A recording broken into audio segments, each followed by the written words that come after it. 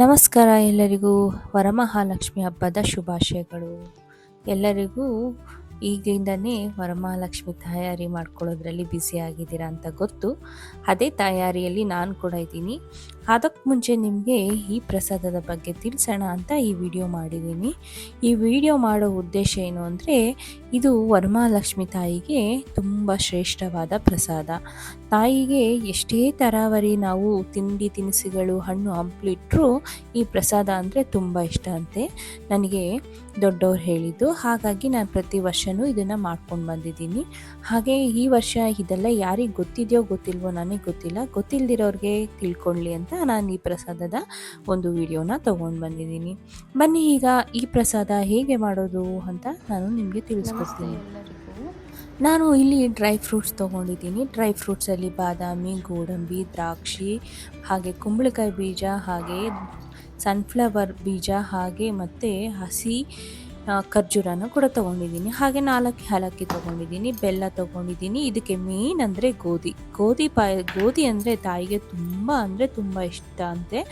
ಹಾಗಾಗಿ ಗೋಧಿ ಪಾಯಸನ ಮಾಡೋಣ ಅಂತ ತೊಗೊಂಡು ಬಂದಿದ್ದೀನಿ. ಈ ಪ್ರಸಾದ ತುಂಬ ಶ್ರೇಷ್ಠ. ಹಾಗೆ ತಾಯಿಗೆ ಡ್ರೈ ಫ್ರೂಟ್ಸ್ ಅಂದರೆ ಕೂಡ ತುಂಬ ಇಷ್ಟ.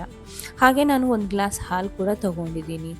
ಇದು ಗೋಧಿ ಯಾಕೆ ಇಷ್ಟ ಏನು ಅಂತ ನಾನು ಹೇಳ್ತೀನಿ. ನೀವು ಎಷ್ಟೋ ಮನೆಗಳಲ್ಲಿ ನೋಡ್ಬೋದು, ಗೋಧಿ ಹುಲ್ಲನ್ನು ಬೆಳೆಸಿ ಅಲಂಕಾರ ಮಾಡಿರ್ತಾರೆ. ಯಾಕೆ ಅಂದರೆ ತಾಯಿಗೆ ಗೋಧಿ ಅನ್ನೋದು ತುಂಬ ಇಷ್ಟ ಅಂತೆ. ಹಾಗಾಗಿ ಕೆಲವು ಮನೆಗಳಲ್ಲಿ ಗೋಧಿ ಹುಲ್ಲನ್ನು ಬೆಳೆಸಿ ಅಲಂಕಾರ ಮಾಡಿರ್ತಾರೆ ದೀಪಗಳ ಹತ್ರ, ಸೈಡಲ್ಲಿ. ಹಾಗೆ ಈಗ ಗೋಧಿಯನ್ನು ಬಳಸಿ ನಾವು ಪ್ರಸಾದ ಮಾಡೋದನ್ನು ತಿಳ್ಕೊಳ್ಳೋಣ. ಈಗ ನಾನು 2 ಸ್ಪೂನು ತುಪ್ಪ ಹಾಕ್ಕೊಂಡಿದ್ದೀನಿ, ಒಂದು ಬಾಣಲೆ ಇಟ್ಕೊಂಡು. ಅದಕ್ಕೆ ಒಂದೊಂದಾಗಿ ಇಲ್ಲಿರುವಂಥ ಡ್ರೈ ಫ್ರೂಟ್ಸನ್ನು ಹುರಿಬೇಕಾಗುತ್ತೆ.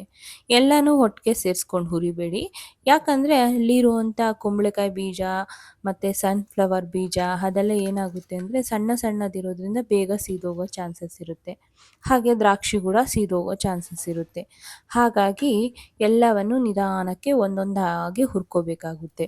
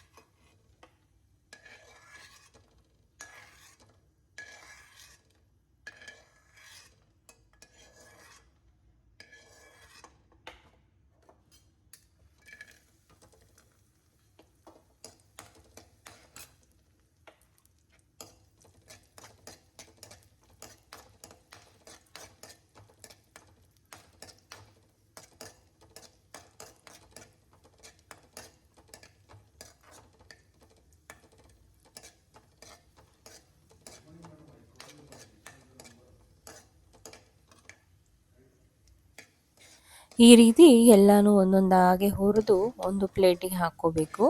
ಇದನ್ನೆಲ್ಲ ಒಂದು ಪ್ಲೇಟಿಗೆ ಹಾಕ್ಕೊಂಡು ಈಗ ಉಳಿದಿರುವಂಥ ತುಪ್ಪದಲ್ಲಿ ನಾವೇನು ಮಾಡಬೇಕು ಅಂತಂದರೆ, ಅದನ್ನು ನಾನು ಈಗಲೇ ಗೋಧಿ ತೋರಿಸಿದ್ನಲ್ಲ, ಆ ಗೋಧಿಯನ್ನು ತೊಳೆದು ಸೈಡಲ್ಲಿ ಇಟ್ಕೊಳ್ಳಿ. ಅದರಲ್ಲಿ ಇರುವಂಥ ನೀರೆಲ್ಲ ಹೋಗೋವರೆಗೂ ತೊಳೆದು ಸೈಡಲ್ಲಿ ಇಟ್ಕೊಳ್ಳಿ. ಅದನ್ನು ಇಲ್ಲಿ ಮಿಕ್ಕಿರುವಂಥ ತುಪ್ಪದಲ್ಲಿ ಈಗ ನಾನು ಏನು ಡ್ರೈ ಫ್ರೂಟ್ಸ್ಗಳನ್ನೆಲ್ಲ ಕರೆದು ಸೈಡಿಗೆ ಇಟ್ಟಿದ್ನೋ ಅದೇ ತುಪ್ಪದಲ್ಲಿ ನಾವೇನು ಮಾಡಬೇಕು ಅಂದರೆ, ನಾನು ಈಗಾಗಲೇ ಗೋಧಿ ನುಚ್ಚನ್ನು ತೊಳೆದು ಅದನ್ನು ನೀರಿನ ತ್ಯಾವ ಅಂಶ ಎಲ್ಲ ಹೋಗೋವರೆಗೂ ನಾನು ಸೈಡಲ್ಲಿ ಇಟ್ಟಿದ್ದೆ. ಅದಕ್ಕೆ ಈ ಒಂದು ತುಪ್ಪದಲ್ಲಿ ಹುರಿದು ಅದನ್ನು ನಾವು ಬೇಯಿಸ್ಕೋಬೇಕಾಗುತ್ತೆ. ಬನ್ನಿ ಈಗ ಈ ನುಚ್ಚನ್ನು ನಾವು ತುಪ್ಪದಲ್ಲಿ ಹುರ್ಕೊಳ್ಳೋಣ. ತುಪ್ಪದಲ್ಲಿ ಎಲ್ಲಿವರೆಗೂ ಹುರಿಬೇಕು ಅಂದರೆ, ಅದರಲ್ಲಿ ಇನ್ನೂ ಸ್ವಲ್ಪ ತ್ಯಾವ ಅಂಶ ಹೋಗೋವರೆಗೂ ಅಲ್ಲಿವರೆಗೂ ಹುರ್ಕೋಬೇಕಾಗುತ್ತೆ. ಅದರಲ್ಲಿ ಇನ್ನು ನಾವು ಎಷ್ಟೇ ನಾವು ಡ್ರೈ ಮಾಡಿದ್ರೂ ಅದು ತ್ಯಾವಾಂಶ ಇರುತ್ತೆ. ಆ ತ್ಯಾವಾಂಶ ಹೋಗೋವರೆಗೂ ಹುರ್ಕೋಬೇಕಾಗುತ್ತೆ. ಹಾಗೆ ಇದು ಒಳ್ಳೆ ರುಚಿ ಕೂಡ ಕೊಡುತ್ತೆ.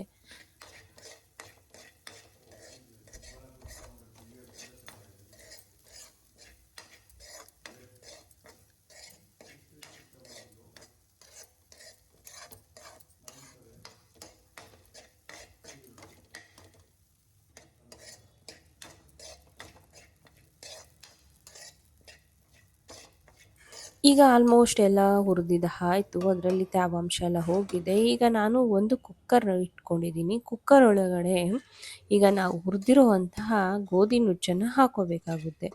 ಹಾಕ್ಕೊಂಡು ಈಗ ನಾವೇನು ಮಾಡಬೇಕು ಅಂದರೆ, ಅದಕ್ಕೆ ನೀರು ಹಾಕ್ಕೊಂಡು ಬೇಯಿಸ್ಕೋಬೇಕು. ಸ್ವಲ್ಪ ನೀರು ಜಾಸ್ತಿನೇ ಇರಲಿ. ನೀವು ಬೇಯೋದಕ್ಕೆ ಒಂದು 5ರಿಂದ 6 ಕೂಗಿಸಿದರೆ ಅದು ಚೆನ್ನಾಗಿ ಬೇಯುತ್ತೆ. ನಾನು ಇಷ್ಟು ನೀರು ಹಾಕ್ಕೊಂಡಿದ್ದೀನಿ ಅದಕ್ಕೆ ಬೇಯೋದಕ್ಕೆ ಅಂತ. ನಾನು ಜಾಸ್ತಿ ನೀರು ಹಾಕಿದರೆ ಆಮೇಲೆ ಹಾಲಲ್ಲಿ ಬೇಯಿಸೋಕ್ಕಾಗೋದಿಲ್ಲ. ಅದಕ್ಕೆ ನಾನು ಎಷ್ಟು ಬೇಕೋ ಅಷ್ಟು ನೀರು ಹಾಕಿದ್ದೀನಿ. ಅಂತ ತುಂಬ ಕಮ್ಮಿನೂ ಹಾಕೋಂಗಿಲ್ಲ, ತುಂಬ ಜಾಸ್ತಿನೂ ಹಾಕೋಂಗಿಲ್ಲ. ಮೀಡಿಯಮ್ ಆಗಿ ನೋಡ್ಕೊಂಡು ಹಾಕ್ಕೋಬೇಕಾಗುತ್ತೆ ಅದು ಬೇಯೋದಕ್ಕೆ. ಒಂದು 5ರಿಂದ 6 ಅಥವಾ 7, 8 ಕೂಗಿಸಿದ್ರೂ ಪರವಾಗಿಲ್ಲ, ಅದು ಚೆನ್ನಾಗಿ ಬೆಂದಿರುತ್ತೆ. ನಾನೀಗ ಒಂದು 6 ಕೂಗಿಸ್ಕೊತಾ ಇದ್ದೀನಿ ಇದನ್ನು. ಬನ್ನಿ ಈಗ 6 ಕೂಗಿಸ್ಕೊಂಡ್ಮೇಲೆ ಅದು ಕೂಗ್ತಾ ಇರಲಿ, ಅಷ್ಟೊತ್ತಿಗೆ ನಾನು ಬೇರೆದನ್ನು ರೆಡಿ ಮಾಡ್ಕೊಳ್ತೀನಿ. ಈಗಾಗಲೇ ನಾನು ಏಲಕ್ಕಿ ತೆಗೆದಿಟ್ಕೊಂಡಿದ್ನಲ್ವ, ಅದನ್ನು ನಾನೇನು ಮಾಡ್ತಿದ್ದೀನಿ ಅಂದರೆ, ಕಲ್ಲಲ್ಲಿ ಹಾಕಿ ಅದನ್ನು ಪುಡಿ ಮಾಡ್ಕೊಳ್ತಾ ಇದ್ದೀನಿ ಏಲಕ್ಕಿನ. ಇದು ಏಲಕ್ಕಿ ಹಾಕೋದ್ರಿಂದ ಒಳ್ಳೆ ಪರಿಮಳ ಬರುತ್ತೆ ಪ್ರಸಾದಕ್ಕೆ. ಹಾಗಾಗಿ ನಾನು ಈ ಏಲಕ್ಕಿನ ತೆಗೆದು ಪುಡಿ ಮಾಡಿ ಇಟ್ಕೊಳ್ತಾ ಇದ್ದೀನಿ ಸೈಡಲ್ಲಿ.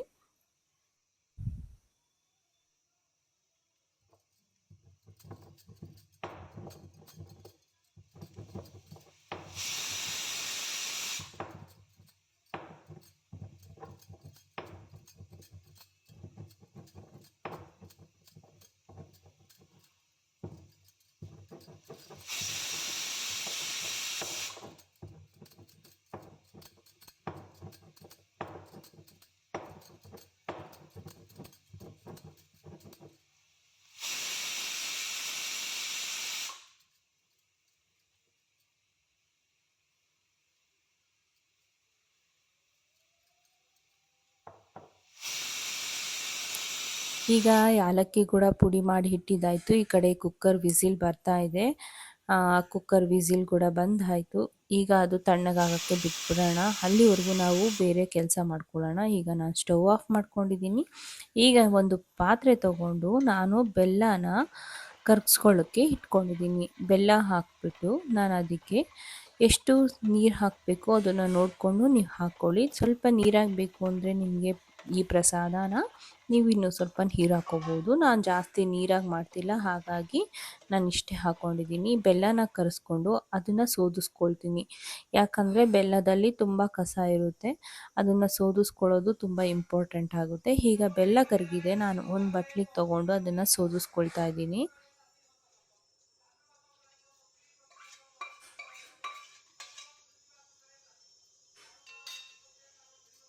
ನೋಡಿ, ಬೆಲ್ಲದಲ್ಲಿ ನಮಗೇನು ಗೊತ್ತೇ ಆಗೋದಿಲ್ಲ, ಬೆಲ್ಲದಲ್ಲಿ ಎಷ್ಟು ಕಸ ಇರುತ್ತೆ ಗೊತ್ತಾ. ಹೀಗೆ ಸೋದಿಸ್ಕೊಳ್ಳೋದು ತುಂಬ ಒಳ್ಳೆಯದು. ಯಾಕಂದರೆ ಕೆಲವೊಂದು ಸತಿ ಹುಲ್ಲು ಕಲ್ಲು ಎಲ್ಲನೂ ಸಿಗುತ್ತೆ ಅದರಲ್ಲಿ. ಈಗ ಅದೇ ಪಾತ್ರೆನ ನಾನು ತೊಳೆದು ಮತ್ತೆ ಸ್ಟವ್ ಮೇಲೆ ಇಟ್ಕೊಂಡಿದ್ದೀನಿ.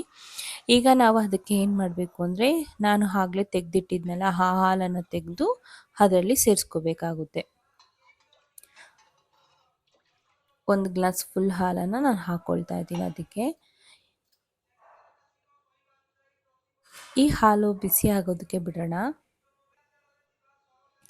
ಈ ಹಾಲಿಗೆ ನಾನಿವಾಗ ಏಲಕ್ಕಿ ಪೌಡರ್ ಪುಡಿ ಮಾಡಿಟ್ಟಿದ್ವಲ್ಲ, ಆ ಏಲಕ್ಕಿ ಪೌಡರ್‌ನ ಈಗಲೇ ಹಾಕ್ತಿದ್ದೀನಿ. ಯಾಕಂದರೆ ಅದು ಬೇಗ ನಾನು ಯಾಕೆ ಹಾಕ್ತಿದ್ದೀನಿ ಅಂತಂದರೆ, ಆ ಏಲಕ್ಕಿ ಪೌಡರ್‌ನ ಸ್ಮೆಲ್ಲು, ಘಮ ಏನಿರುತ್ತೆ ಅದು ಹೋಗಿ ಹಾಲೊಳಗಡೆ ಸೇರ್ಕೋಬೇಕು. ಆವಾಗ ಪ್ರಸಾದ ಒಳ್ಳೆ ಪರಿಮಳ ಬರುತ್ತೆ. ಹಾಗಾಗಿ ನಾನು ಮೊದಲೇ ಹಾಕ್ಕೊಳ್ತಿದ್ದೀನಿ.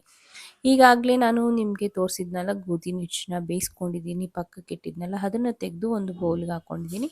ನಾನು ಇಷ್ಟು ಮಾತ್ರ ಬೇಯಿಸ್ಕೊಂಡಿದ್ದೀನಿ. ನಿಮ್ಗಿನ್ನೂ ನುಣ್ಣಗೆ ಬೇಕು, ವಯಸ್ಸಾಗಿರೋರಿದ್ದಾರೆ, ತಿನ್ನೋದಕ್ಕೆ ಪ್ರಸಾದ ಆಗೋದಿಲ್ಲ ಅಂತಂದರೆ ನೀವಿನ್ನೂ ಸ್ವಲ್ಪ ಕೂಗಿಸ್ಕೊಂಡ್ರೆ ಅದು ನುಣ್ಣಗೆ ಕೂಗಿರುತ್ತೆ. ನಾನೀಗ ಬೇಯಿಸಿರೋದು ಅದೇನಾಗುತ್ತೆ ಅಂದರೆ ಬಾಯಿಗೆ ಆಗಾಗ್ಗೆ ಸಿಗ್ತಾ ಇರುತ್ತೆ. ಈಗ ಈ ಹಾಲಲ್ಲಿ ಆ ಗೋಧಿ ನುಚ್ಚನ್ನು ಹಾಕಿ ಚೆನ್ನಾಗಿ ಮಿಕ್ಸ್ ಮಾಡ್ಕೋಬೇಕು.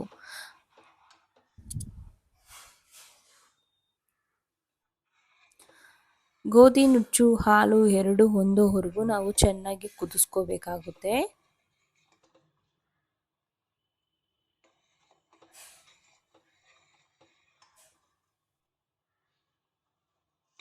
ಈಗ ಸ್ಟವ್ನ ನಾನು ಕಮ್ಮಿ ಮಾಡ್ಕೊಳ್ತಾ ಇದ್ದೀನಿ. ಈಗ ಬೆಲ್ಲದ ನೀರನ್ನು, ಕರಗಿಸಿ ಇಟ್ಟಿದ್ದಂಥ ಬೆಲ್ಲದ ನೀರನ್ನ ಸ್ವಲ್ಪ ಸ್ವಲ್ಪವಾಗಿ ಸೇರಿಸ್ಕೊಳ್ತಾ ಇದ್ದೀನಿ ನಾನು. ನಿಮ್ಮ ಸಿಹಿಗೆ ಅನುಗುಣವಾಗಿ ಮಾಡ್ಕೊಳ್ಳಿ. ಆ್ಯಕ್ಚುಲಿ ಏನು ಹೇಳಬೇಕು ಅಂತಂದರೆ, ಪ್ರಸಾದ ನಾವು ಹೀಗೆ ಮಾಡಿದ್ರೂ ಟೇಸ್ಟಿಯಾಗೇ ಬರುತ್ತೆ. ಅದಕ್ಕೆ ಪ್ರಸಾದಕ್ಕೆ ಇರುವಂಥ ಒಂದು ಮಹತ್ವ.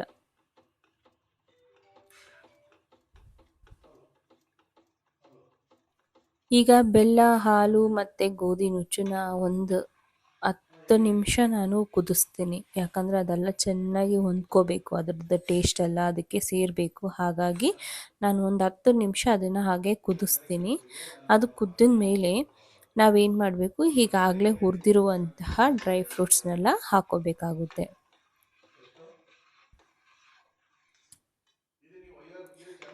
ಹಾಗೆ ಕೈ ತಿರುಗಿಸ್ತಾ ಇರಬೇಕು, ಇಲ್ಲಾಂದರೆ ಅದು ತಳ ಹಿಡಿಯುವಂಥ ಚಾನ್ಸಸ್ ಇರುತ್ತೆ. ಸೊ ಹಾಗಾಗಿ ನಾನು ಯಾವಾಗಲೂ ಅದು ತಿರುಗಿಸ್ತಾನೇ ಇರ್ತೀನಿ ಕೈನ.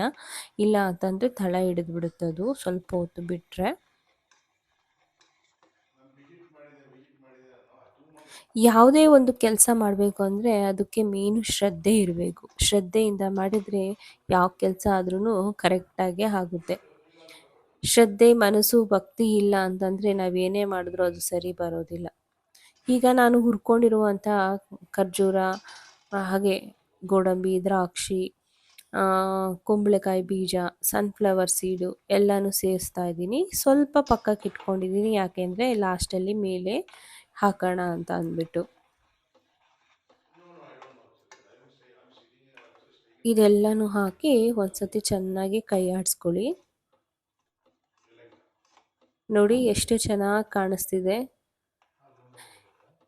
ನಿಜ ಹೇಳ್ತಿದ್ದೀನಿ ಫ್ರೆಂಡ್ಸ್, ತಾಯಿಗೆ ತುಂಬ ಅಂದರೆ ತುಂಬ ಇಷ್ಟವಾದಂಥ ಗೋಧಿ ಪಾಯಸ. ದಯವಿಟ್ಟು ಈ ವರಮಹಾಲಕ್ಷ್ಮಿಗೆ ನೀವು ಯಾರೂ ಮಾಡಿಲ್ಲ ಅಂದರೆ ಮಾಡಿ.